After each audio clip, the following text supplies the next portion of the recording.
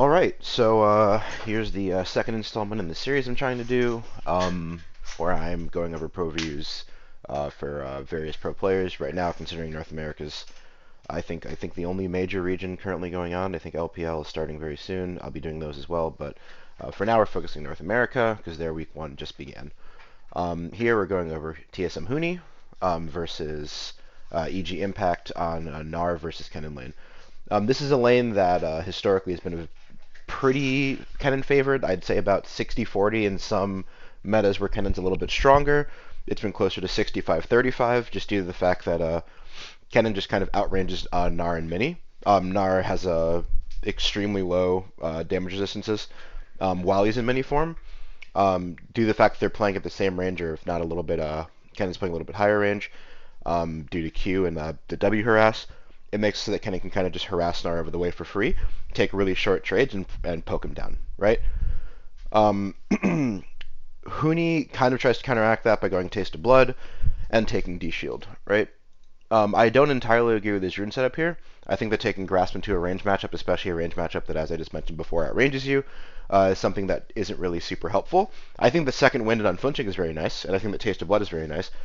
However, I think that going Fleet in this lane would be a lot better. It's something that you proc more consistently, helps you kind of get onto helps you get onto Kennen and away from him when you're procking it. You're getting the extra sustain. You can still take Taste of Blood. You can still take Second Wind in your secondary tree, but it's not something that you should really be looking for. You're not going to really get chances to proc Grasp in lane against Kennen. So you're basically taking a dead Keystone just so that you can have Second Wind and Taste of Blood, which I really think is overkill when you have D-Shield, and you're going to see them in the lane. It's not exactly something he really ends up needing. So yeah, let's look at how the lane plays out from minute one. I'm going to close out runes from here. Second Wind does help him a lot though when it comes to taking harassment. Alright, going to close this side, full screen it. Alright, Huni just kind of goes into natural 5-point. This is fine, they can't really invade here. Level 1's not bad, but it's not better than the other team's level 1. So they're basically just sitting on just agreeing to 5-point. Gonna skip ahead a little bit. Alright. Watching Impact, can't really do anything. Impact can't really walk in. Simple inactivity. Beautiful. Alright, Impact eventually walked in for the ward. He can't really stay up to deny that, mainly due to the fact that if someone else decides to come up with him, he can get chunked very hard before lane, or just take Qs for free because he can't really trade Qs with Kennen. Dodging Kennen Qs is a lot harder than dodging Gnar Q. So what he does here with the wave initially, because he knows the fact that Udyr is going to be pathing towards him and Rumble will probably be pathing away from him. Because something I mentioned in my video yesterday is that Rumble doesn't want to do on first clear is meet Udyr on Scuttle Crab. Right? So figuring out where Udyr starts is super important for him so he can path opposite and get to opposite Scuttle Crab so he doesn't have to worry about contesting a crab against an Udyr, which is extremely difficult for Rumble early on. Right? So with Huni knowing that Udyr is pathing towards him, what he wants to do here is he wants to hit the wave just a little bit, just enough to get priority for an Udyr's on crab here, in case Rumble decides to path topside. So by hitting this wave just a little bit and allowing it to just kind of cut down a bit, what it does is it ensures a slow it kind of ensures a slow push in, because one thing that Ken is not very good at is matching wave clear. So it gets him level 2 first because he's cutting the wave and he's using his boomerang to kind of go through it.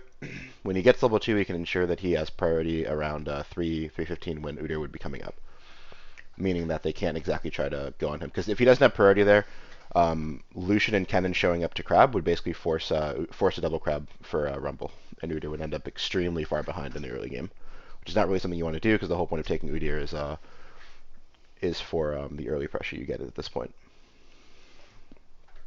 He goes for a nice trade there. Impact is kind of playing off the wave, I think, a little bit too much. He more has to wait for level 2 to get really good trades in because he has Q and then W. Or sorry, he started E, so I guess E and then W, but still, I feel like he's in a spot where he should be looking for consistent harassment over the wave and just looking to trade HP due to the fact that he has Doran's Blade, but he's not. So Huni here is just kind of doing what I said before. He's ensuring that he has the wave pushed up so that Kennen can't be the first one to rotate. He's willing to trade HP to do that, and that's totally fine. He has the Doran's Ring. I mean, he has not Doran's Ring. He has a Doran Shield. He has Second Wind. He has fucking Taste. So he's totally fine to be trading a little bit of HP here to ensure that the wave crashes by the time that that Udyr wants to go up for crab, which should be in the next 15 seconds. Looks like he's doing, yeah, blue and Gromp at the same time. He knows that. He's continuing to hit the wave to ensure that Kennen stays relatively under tower so he can't be the first to rotate. Alright. So Huni, yep, keeping the wave there. I'm assuming he'll let it bounce back when Udyr's done with crab. Because he doesn't want to stay pushed up for too long. Rumble should be coming back topside if he's not on top crab.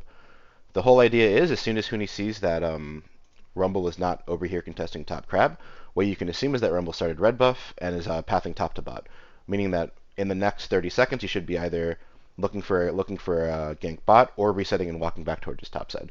If he's resetting and walking back towards his top side, Gnar doesn't want to keep the wave pushed because he's putting himself in a spot to be ganked.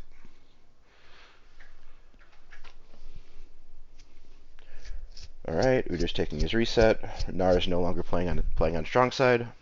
So Udyr's going to be pathing, yeah, back towards his bot side to grab his camps.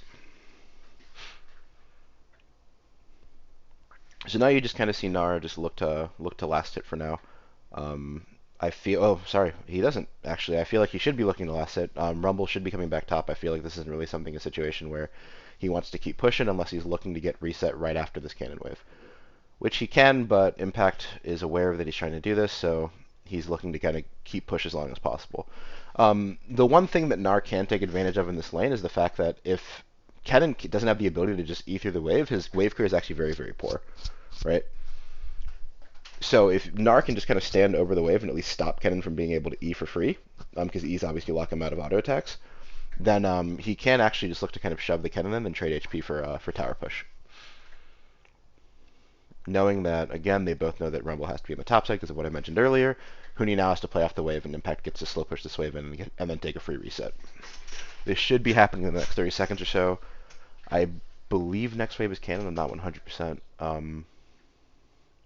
1, 2, 3, 4. Nope, it's a standard minion wave. So Impact's just going to look to slow push this wave in and then get a reset on the next wave. It's large enough that he can actually do it without really having to burn TP. And Impact not burning TP in this lane is extremely important, mainly due to the fact that he wants to be able to make a TP play bot at level 6 if something comes up, right? Like coming down with Kennen Ultimate is something that they're really, really probably looking to do with the Rumble around first streak as well, because Rumble Ultimate and Kennen Ultimate means you really just can't contest objectives early. Yep, he gets that wave in, backs off, looks to take his reset. Maybe he's walking down to help Jizuke, but it's unlikely.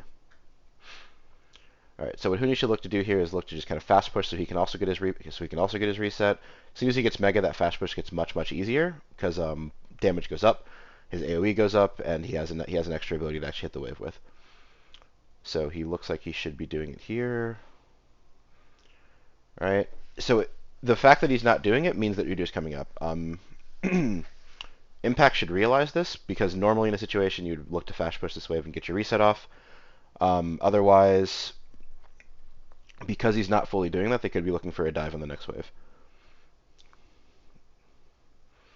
Alright, looks like the play was called off, and they look to do that. So this is actually something a lot of Gnars at lower MMRs don't exactly do, is your first couple ultimates, or just ultimates in general, should be used, or can and should be used to trade.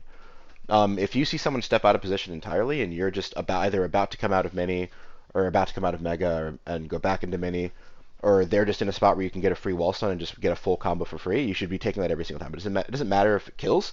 The cooldown is so low after the buffs, a couple patches back, that you can literally just look to just do it on cooldown, and by the time your next mega comes up, there's a good chance you'll have your ultimate back up. It's something that does enough damage that you can really just kind of force good lane states out of it.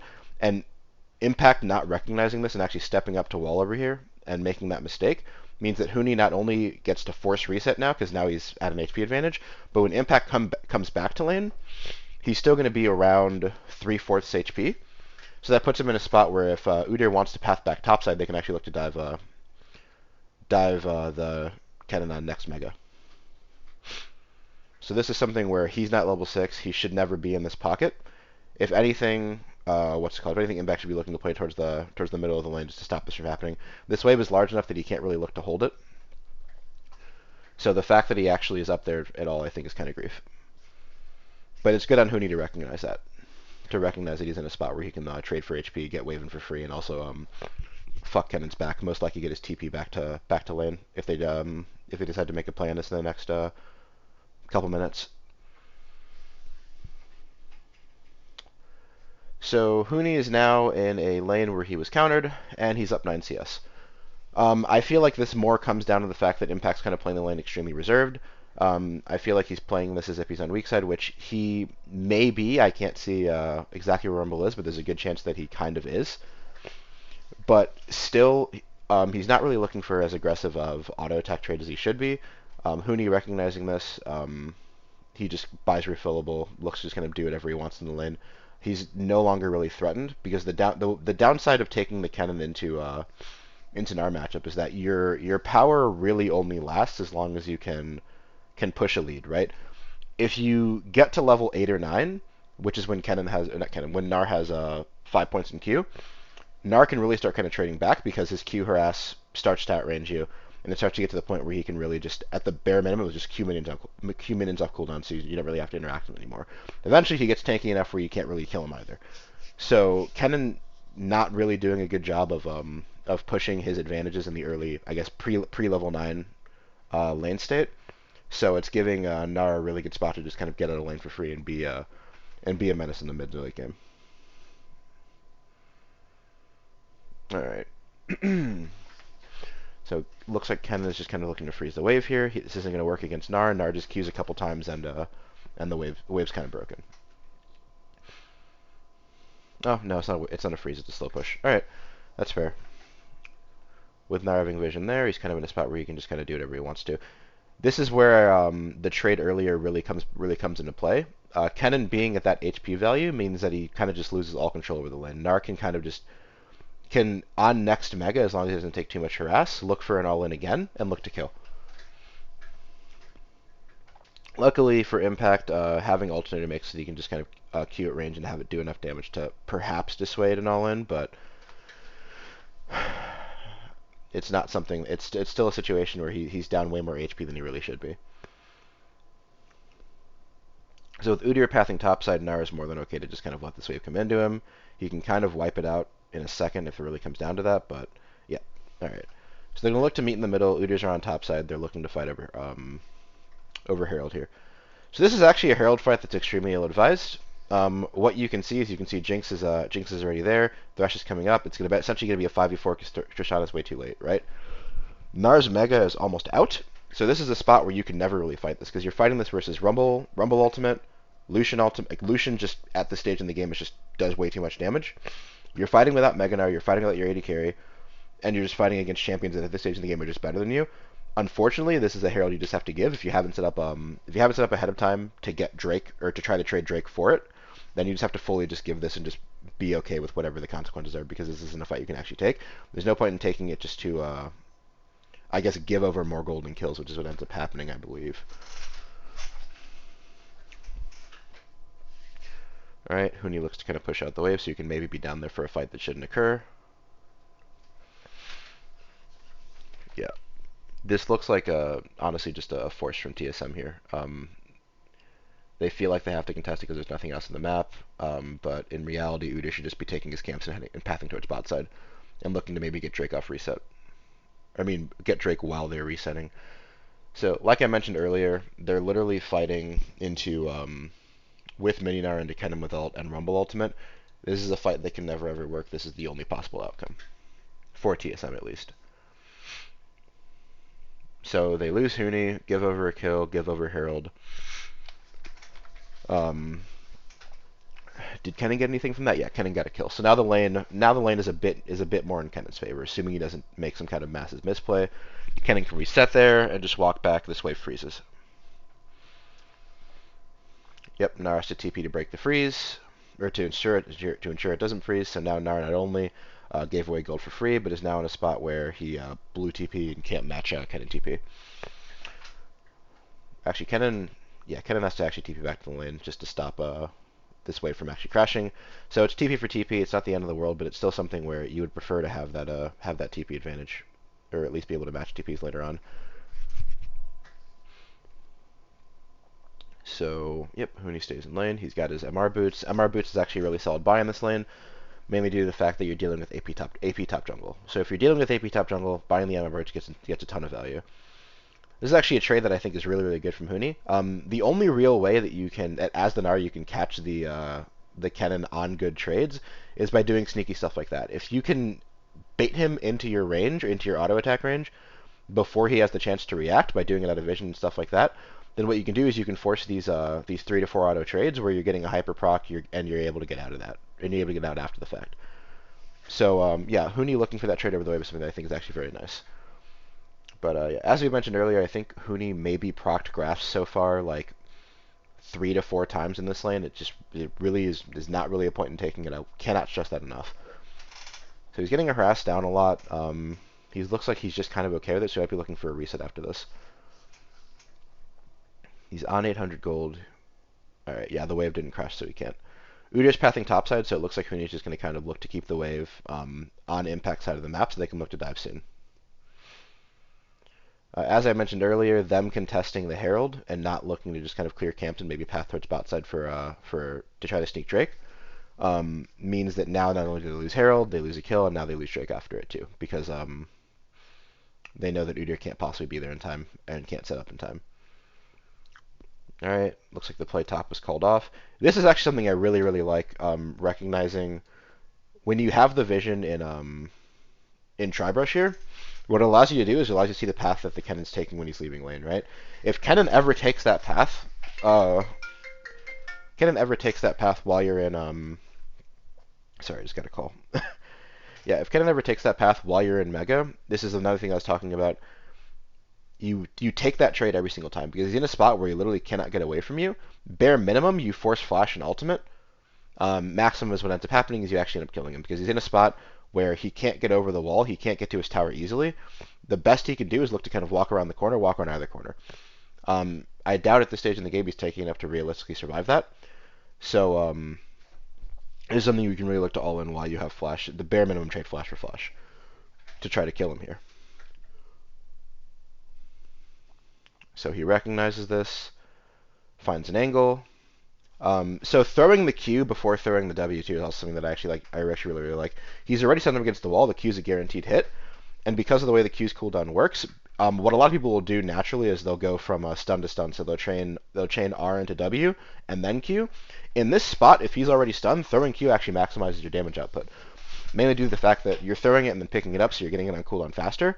So it allows you to get out a second Q much faster and stick to Kennen for much longer than if you were to just W into Q, right? Because by the time the W ends, the Q slow is pretty much fading out, and then you have to wait 2 seconds where Kennen's moving at full speed, and you can't just sit there and auto him before your next Q comes out.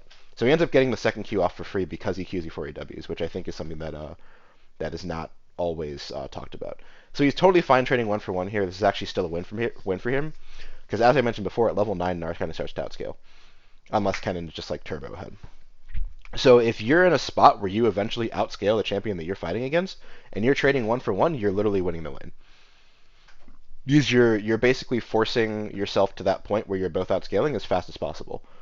Because you're just trading 300 for 300, so you're just adding gold to the overall pool.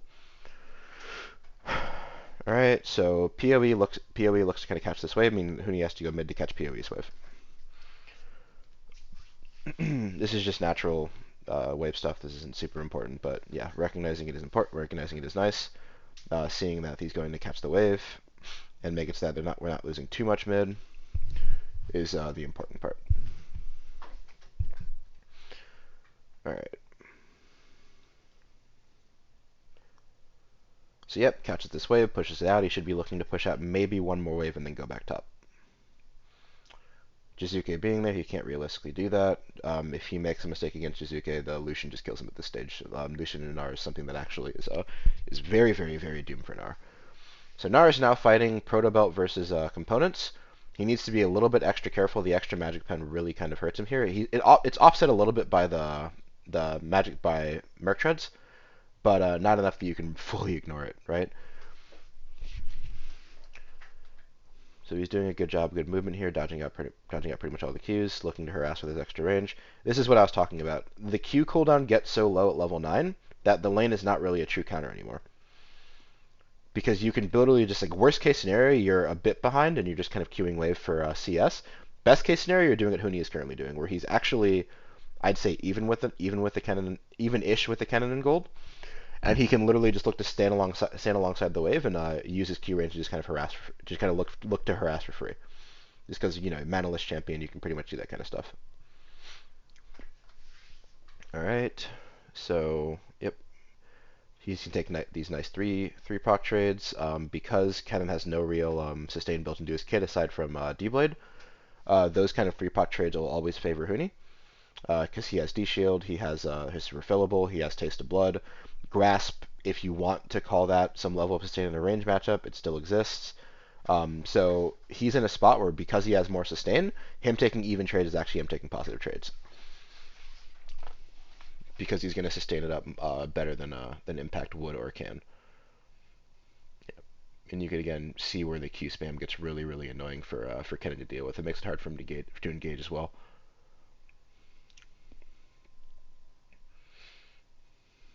All right, they're pathing topside. Now that they realize he's pathing topside, he's looking to flash push the wave in now, trade as much damage as possible before they actually go for the dive. But this is something that, yeah, now that the wave is under, they can just fully dive the Kennen. So he's walking up, he's going to get his R off. Perfect. Yep, this is something where Kennen has to kind of recognize why is he all of a sudden fast pushing the wave in, and just look to kind of leave the tower or call down Jizuke's TP much earlier. Because that's something that's actually a fairly telegraphed play. I mean, the PoE's out of lane, Leona's no longer in lane, and all of a sudden Gnar that was afraid if he was second goes now fast pushing a wave into your tower with Mega. You have to concede tower. I know it sucks and it hurts to do that, but you're not allowed to actually be at that tower anymore. You will die.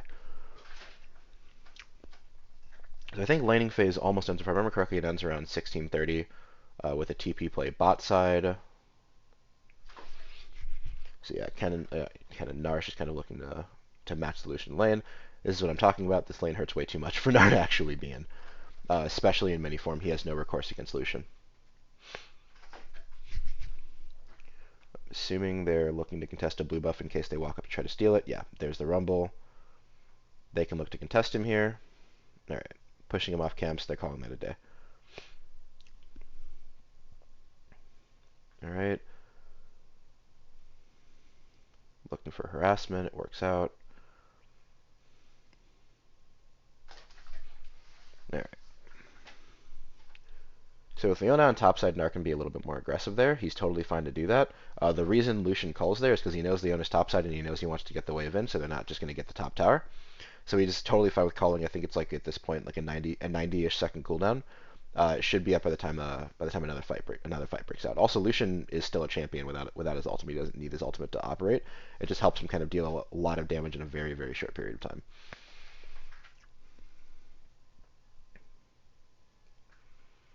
All right. So Kennen has to fast push this wave in. He knows that they're about to fight bot. So this is actually something I didn't really like. Him going for this tower here, I think, is a waste of time. He's sitting on Mythic and he has his TP up. If they're looking for a fight, or if they're looking to contest this Drake, he should be resetting right now, so he can TP down to a Drake fight at full HP. He ends up eventually TPing down, but this is never a situation where he should just be AFK pushing the tower. Because at this stage in the game, first tower is already down. Even if you fully get this tower, it's still not worth it. It's an outer tower at 16 minutes in top lane, not even in mid lane. So it's not giving you that much map control. It's giving you map control of maybe the area around Gromp and I guess halfway to this little like this three-way exchange, but it's not giving you enough for you to not just reset by Mythic and then TP down. So he ends up doing this a little bit late. It still ends up working out just because I feel like because Kennen kind of gets picked off here, but this is absolutely something that he should have never even walked up to the tower in the first place. Because this fight can go so much worse for TSM in so many different ways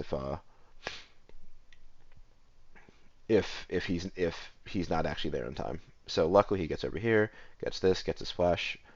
Yeah, this is a good play from him just mechanically. He did what he kind of needed to do. I think that he maybe overextended a little bit by blowing the flash. I don't know if they actually kill, but I don't think he was aware of whether or not Thresh had Lantern. If Thresh doesn't have Lantern, though, that's 100% a kill. So it's probably just something where cooldowns weren't fully communicated or seen ahead of time. So he went for something thinking that he could just kind of chase the Rumble down in between towers. So at this stage in the game, laning phase is essentially over. Gnar has kind of gotten away with something I'm sorry, sneeze. All right, yeah. Nara's gotten away with something he really shouldn't have, in kind of playing out the lane even-ish with Kennen, especially after giving an early kill at Herald. This is mainly again due to the fact that Kennen really didn't push his advantages when he should have, but that doesn't really take that much away from Huni. He really kind of spaced the lane well. He did this. He played the waves. He played the waves the way he needed to have his jungler actually be able to do stuff around the map. So yeah, this is a decent lane from Huni. I think. I think that Nara is one of his better champions, and I'd like to see more of this from him.